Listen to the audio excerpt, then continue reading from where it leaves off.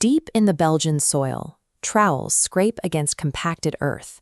A shape emerges from the mud, heavy, metallic, and distinctly out of place among the roots and clay. It's the work of a charity called Waterloo Uncovered.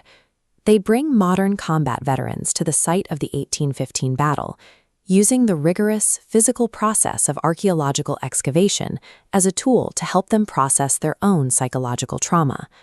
This X-ray reveals a specific debris of a firefight.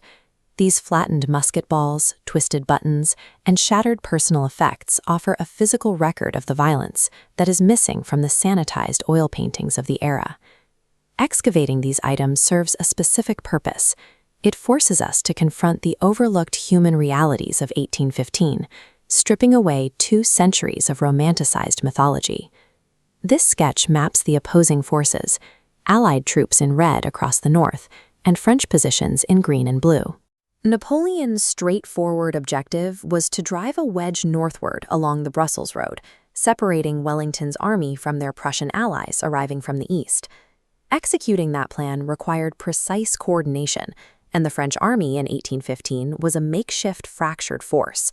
Staff work was exceptionally poor.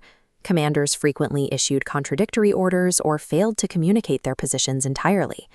This structural disorganization meant that Napoleon's forces would begin the engagement fighting against their own internal friction as much as the enemy's lines.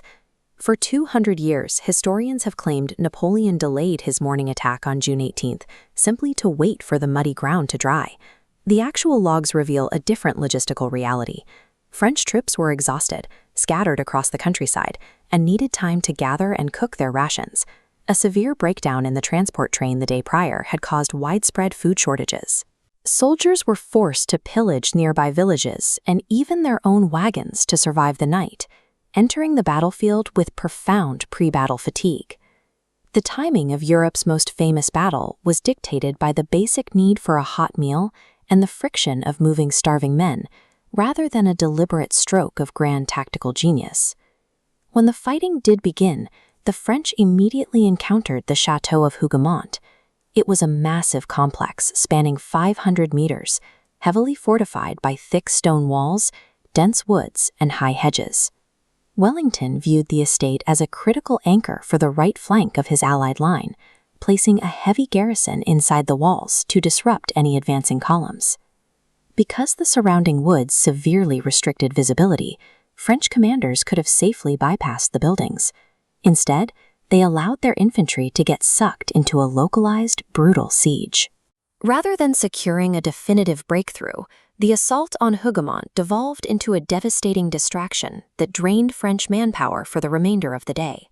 Meanwhile, the actual front lines were populated by figures completely erased from the traditional historical record. Every French unit relied heavily on female sutlers, known as cannoneers. These women operated directly under enemy fire. They distributed brandy, nursed the wounded, and even rescued injured officers with bayonets in hand. While cannoneers fought in the mud, history blamed the French defeat on commanders like Marshal Grouchy, who failed to arrive. However, the French army archives show that poorly written orders generated by Napoleon's own staff kept Grouchy's troops isolated from the main engagement. This staff failure left the French flank completely exposed when Field Marshal Blücher's Prussian forces finally arrived from the east, delivering the fatal blow. The climax of the battle was driven by these hidden staff failures and the unrecorded sacrifices of women in the trenches, dismantling the idea of a neat, strategic duel between 2 great generals. When the guns finally fell silent across the Belgian farmland, the immediate medical aftermath was catastrophic. This surgical diagram illustrates the medical tent's grim reality.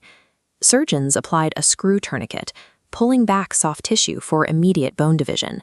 Exhausted medical staff performed an estimated 500 of these frantic 15-minute amputations on the day of Waterloo alone.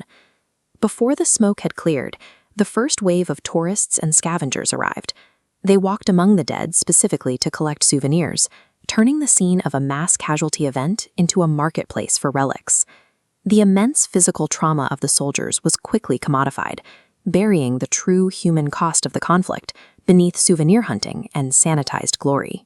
Today, that sanitized memory is visually represented by the Lion's Mound, a massive monument overlooking the fields where modern geophysics teams are currently scanning the subterranean landscape for undiscovered mass graves.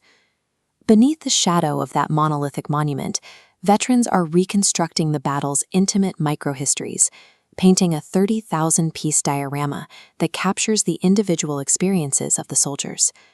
By interacting with these deeply personal stories and handling the physical debris of the conflict, modern combat veterans find a way to contextualize their own experiences and ground their psychological recovery. Digging into the dirt and re-examining archives allows these veterans to uncover a more granular history. It shifts the focus from grand national monuments to the specific individuals whose records have been buried for 2 centuries.